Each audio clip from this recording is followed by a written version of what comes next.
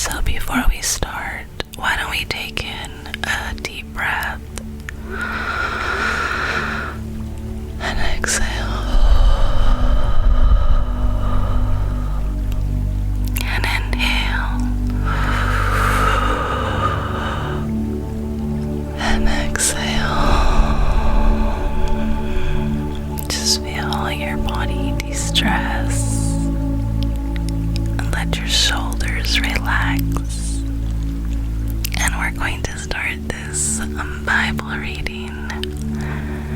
Holy Father, Holy Spirit, Jesus Christ, our Lord and Savior, please guide us during this reading and help us to get through it without any interruptions. And guide us so that we can understand and interpret your word the way that you want us to understand it. In Jesus' name I pray. Amen. In the name of the Father, the Son, and the Holy Spirit. Amen. Okay, Ephesians chapter 3. God's marvelous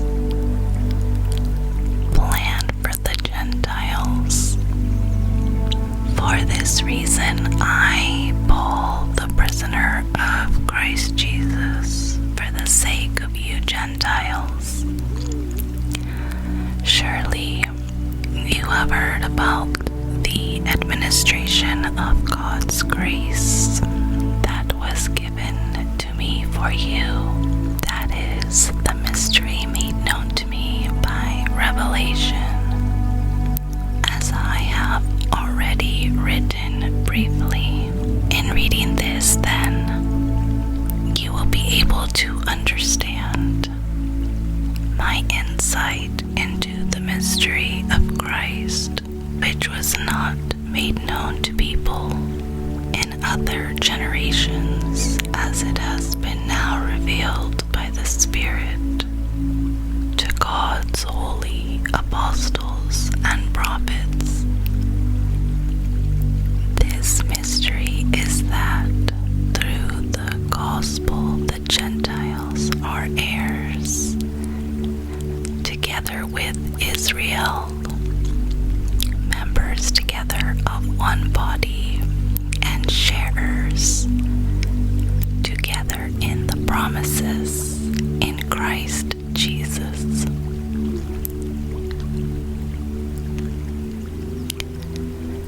I became a servant of this gospel by the gift of God's grace given me through the working of His power. Although I am less than the least of all the Lord's people, this grace was given me to preach to the Gentiles the boundless riches of Christ, and to make plain to everyone the administration of this mystery, which for ages past was kept hidden in God, who created all things. His intent was that now, through the church, the manifold wisdom of God should be made known to the rulers and authorities in the heavenly realms, according to His eternal purpose, that He accomplished in Christ Jesus our Lord, and through faith in Him we may approach God with freedom and confidence. I ask you therefore not to be discouraged because of my sufferings for you, which are your glory. A prayer for the Ephesians. For this reason I kneel before the Father, from whom every family in heaven and on earth derives its name. I pray that out of His glorious riches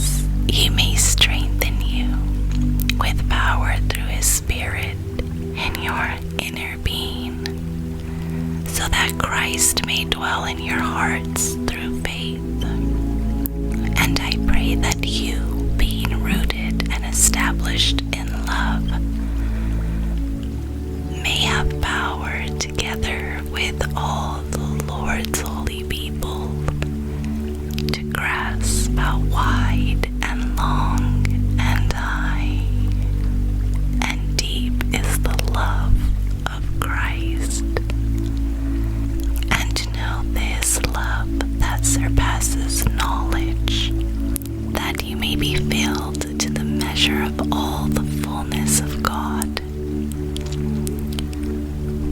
Now to Him who is able to do immeasurably more than all we ask or imagine, according to His power that is at work within us, to Him be glory in the church and in Christ Jesus throughout all generations, forever and ever. Amen. Amen. Ephesians chapter 4. Unity and maturity in the body of Christ. As a prisoner for the Lord, then, I urge you to live a life worthy of the calling you have received. Be completely humble and gentle. Be patient, bearing with one another in love. Make every effort to keep the unity of the Spirit through the bond of peace. There is one body and one Spirit, just as you were called to one hope when you were called. One Lord, one faith, one baptism, one God and Father of all, who is over all and through all and in all. But to each one of us grace has been given as Christ appointed it.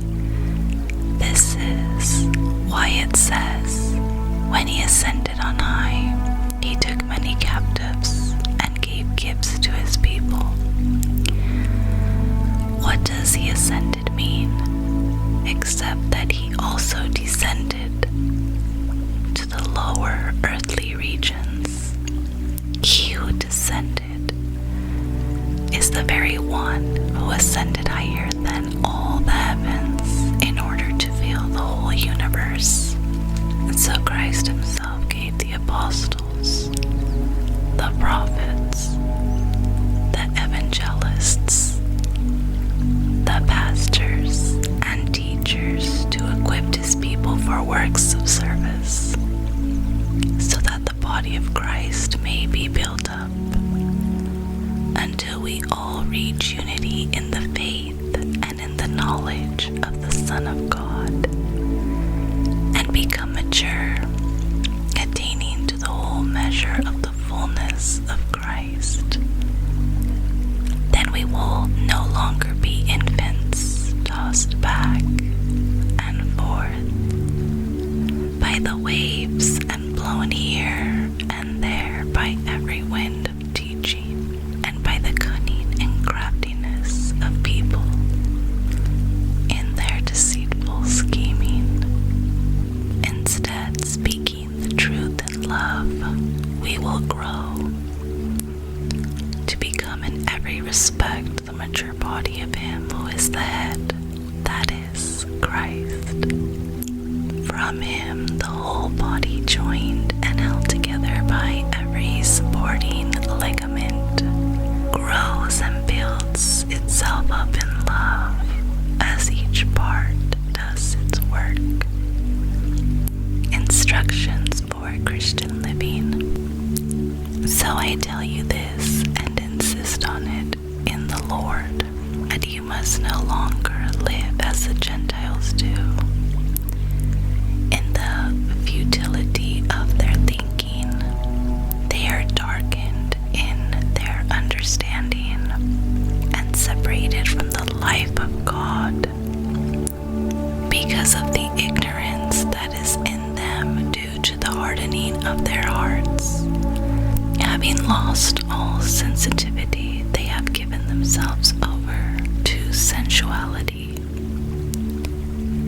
so as to indulge in every kind of impurity, and they are full of greed.